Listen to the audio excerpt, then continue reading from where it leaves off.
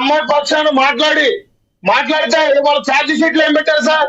ఆ అమ్మాయితో అప్పుడైతే జర్నలిస్టులు ఎవరైతే ఇంటర్వ్యూలు తీసుకున్నారో వాళ్ళను కూడా ఉరి తీయాలి అన్నట్టుగా ఛార్జ్ షీట్లు దాఖలు చేశారు. ఇది ఎక్కడ న్యాయం సార్? వీళ్ళు మాత్రం కాలెట్టి ఏలెట్టి మొత్తం వాసన చూసేసి ప్రెస్ మీట్లు పెట్టేయచ్చు, గుడ్డ కాల్చి ముఖం మీద వేసేయచ్చు.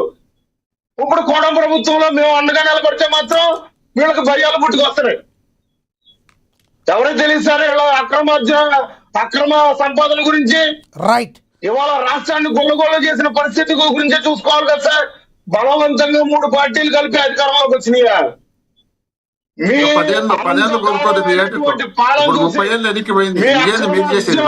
చూసి మీరు చేసిన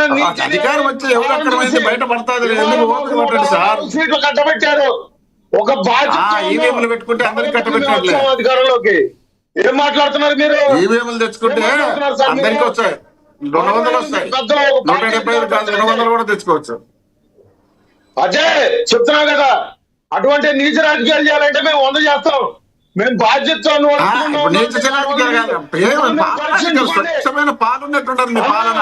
సిగ్గుపోతుంది రాష్ట్రంలో జనాలు చూసే ముసలమ్మ పిల్లల వరకు అంతా అసహించుకుంటున్నారు. మీకు అద్దెలేక మాట్లాడుతున్నారు. మీరు ఇక్కడ ఉంటే తెలిసారు, మీరు ఇక్కడ లేరు కదా, హైదరాబాద్ ముచ్చుతారు కాబట్టి మీకు ఇక్కడ ఏమీ తెలియదు. వచ్చి జనం లేకపోతే జనం గురించి తెలుసుకుంటే తెలుస్తుందిరా. అర్థమైపోయింది సార్, క్షుణ్ణంగా అర్థమైపోయింది. రేపొద్దున మీకు ఆ 11 కూడా ఉండవు. ఇటువంటి మీరు 10 పార్టీలు కలిసినా ఈసారి ప్రతిపక్షం కూడా రాదు. మీకు 10 పార్టీలు కలిసినా ప్రతిపక్షం కూడా రాదు. అర్థించుకోవాలా? మీరేదో మేము పెద్ద గణకారం చేసినాం అనుకుంటున్నారు. జనంలోకి రండి, తెలుస్తుంది. జనంలోకి రండి సార్, జనంలోకి రండి. జనంలోకి రాలేకుండా పక్కన పోతారు. ఏదో ముస్లిం దగ్గర పేరు ఉందా, టీ తాగి కాల్చి కాల్చని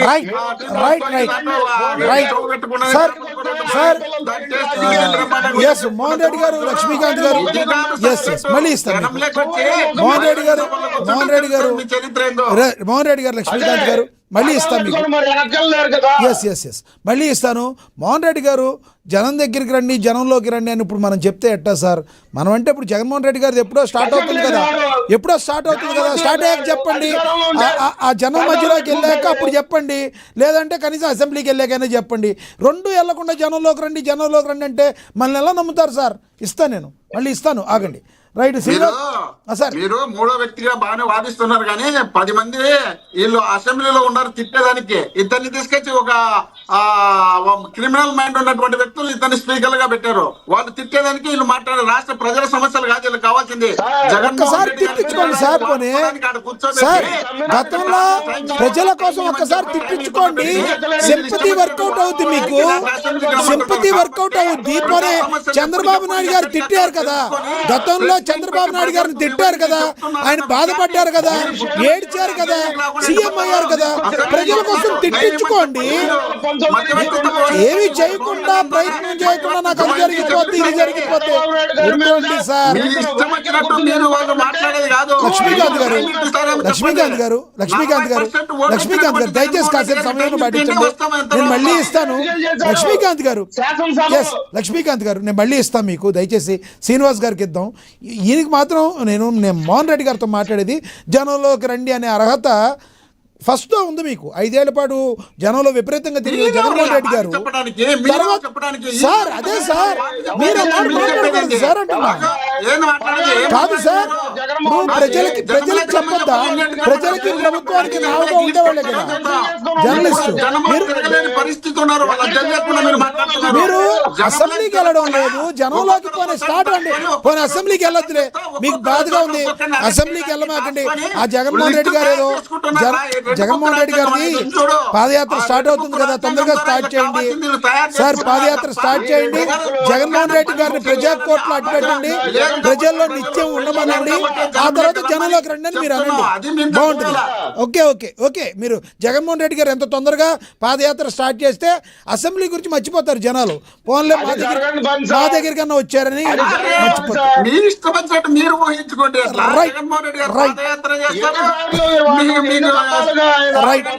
శ్రీనివాస్ గారు ఇస్తాను. లక్ష్మీకాంత్ గారు ఆగండి, ఇస్తాను. శ్రీనివాస్ గారు నమస్తే సార్.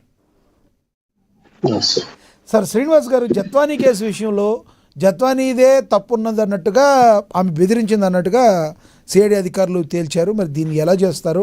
ఇప్పుడైతే పేరు నాని గారు కావచ్చు, మరి కొంతమంది వైసీపీ నేతలు కావచ్చు, కేవలం ఇది చంద్రబాబు నాయుడు పోలీసులను వాడుకునే కుట్రల్లో భాగంగా చూసారా ప్రజలారా అని చెప్తున్నారు. దీన్ని మీరు ఏకీభవిస్తారా? ముందుగా ప్యానెల్లో ఉన్న తోటి సభ్యులందరికీ నమస్కారం అండి. నమస్తే సార్. ఇప్పుడు ఈ రాజకీయ వాళ్ళు వ్యాఖ్యలు వాటి జోలికి నేను పాల్గొనండి. ఇక్కడ కాదంబరి జత్వానీ కేసులో ప్రధానంగా మనకు 2 కోణాలు. ఇప్పుడు దీనిలో ఎక్కడ మనకి క్లీన్ చిట్ ఇచ్చారు అనేది కూడా కరెక్ట్ కాదని నా అభిప్రాయం. ఎందుకంటే ఒక కోణంలో ఆమె నిందితురాలు, తుక్కల విద్యాసాగర్ అనే వ్యక్తిని బ్లాక్ మెయిల్ చేసింది అనే దేనిలో నిందితురాలు. అదే రెండో కోణంలో ఆమె బాధితురాలు.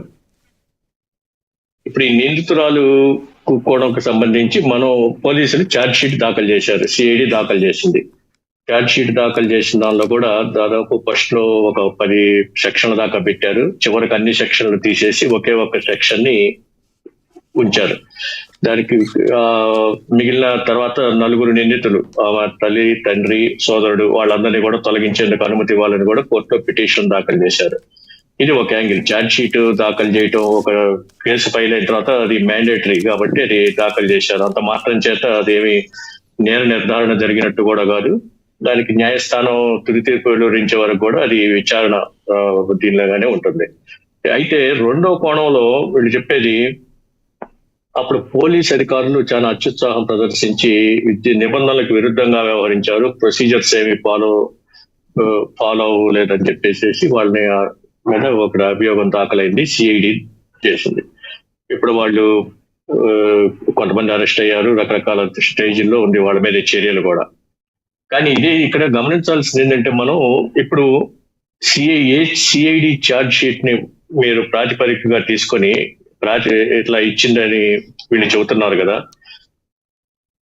అయితే నిర్దోషిగా వచ్చింది, జత్వానీని అంతా చేసింది అని చెబుతున్నారు. ఓకే, అది నిజం అనుకుంటే మరి ఇదే సిఐడి గతంలో ఇప్పుడు ఇంతకు ముందు అది అరెస్ట్ అయిన పోలీస్ అధికారులు బెయిల్ పిటిషన్ దాఖలు చేసిన టైంలో కూడా కొన్ని వ్యాఖ్యలు చేసింది. వీళ్ళు నిబంధనలకు విరుద్ధంగా వ్యవహరించారు అంటానికి కూడా ఆధారాలు ఉన్నాయి, అందుకని వీళ్ళు బెయిల్ కి అర్హులు గారు అని చెప్పి ఇది సిఐడి మరి చేసింది. అంటే సిఐడి వాదనని మరి అప్పుడు కూడా అంగీకరించాలి కదా ఇది. అప్పుడు మరి వాళ్ళు పోలీసులు వాళ్ళంతటా వాళ్ళుగానే చేశారా, లేకపోతే ఇప్పుడు ఆరోపిస్తున్నారు ప్రభుత్వం, చంద్రబాబు నాయుడు గారు ఏదో సరే ఆ ఆరోపణలు అది వాళ్ళ సహజం ప్రతిపక్షాలు చేయటం. మరి అప్పుడు కూడా ఈ పోలీసులు మరి వాళ్ళంతటా వాళ్ళుగా అది చేశారా, నిబంధనలకు విరుద్ధంగా వ్యవహరించారా, లేక ఎవరి ప్రోద్బలమైనా ఉందా వాళ్ళకి, అప్పటి ప్రభుత్వ ప్రోద్బలమైనా ఉందా? ఇక్కడ నేరాలు జరగటం, శాంతి భద్రతలు 2 వేరువేరుగా చూడాలండి. నేరం అనేది ఎప్పుడు కూడా ముందస్తు సమాచారం ఉండదు. నేరం శాంతి భద్రతలకు సంబంధించి ముందస్తు సమాచారం ఉంటుంది. శాంతి భద్రతలో వైఫల్యం జరిగితే మనం ప్రభుత్వాన్ని తప్పుపట్టొచ్చు, ఏదైనా చేయొచ్చు. కానీ నేరం జరిగిన దాన్ని మనం ప్రభుత్వానికి అంటగట్టకూడదు ఎప్పుడు. అయితే ఆ నేరస్తుల్ని కాపాడటానికే, వాళ్ళని కొమ్ముగాయటానికో, లేకపోతే ఆ నేరానికి కారణమైన వాళ్ళని పైన చట్టపరంగా చర్యలు తీసుకోవడంలో ఉదాసీనత కనబరచడం, అలాంటివి ఏదైనా జరిగితే అప్పుడు మనం ప్రభుత్వాన్ని విమర్శించవచ్చు. ఇక్కడ చట్టం తన పని తాను చేసుకుపోతా ఉంది. ఇదే సిఐడి మరి ఒక కేసులో ఛార్జ్ షీట్ దాఖలు చేసిన సిఐడినే అదే కేసులో వీళ్ళు నిబంధనలకు విరుద్ధంగా వ్యవహరించారని కూడా మరి కోర్టులోనే చెప్పింది వాళ్ళ బెయిల్ పిటిషన్ సందర్భంగా. మరి దాని అది అప్పుడు మరి వాళ్ళు అప్పుడు వ్యవహరించడానికి కారణం ఏంటి, ఎవరి ప్రోద్బలంతో చేశారు? మరి వాళ్ళందరూ కూడా ఐపీఎస్, మంచి ట్రాక్ రికార్డు ఉన్న అధికారులే. మరి వాళ్ళకి ఆ మాత్రం తెలియదు. ఎఫ్ఐఆర్ కూడా దాఖలు కాకముందే వీళ్ళు వెళ్ళి బొంబాయి వెళ్ళి ఫ్లైట్ లో వెళ్ళి వాళ్ళని అరెస్ట్ చేసి తీసుకురావటం, ఒక 40 రోజుల పాటు వాళ్ళ నిర్బంధంలో ఉంచటం, ఇవన్నీ కూడా నిబంధనలకు విరుద్ధమని వాళ్ళకి తెలుసు కదా.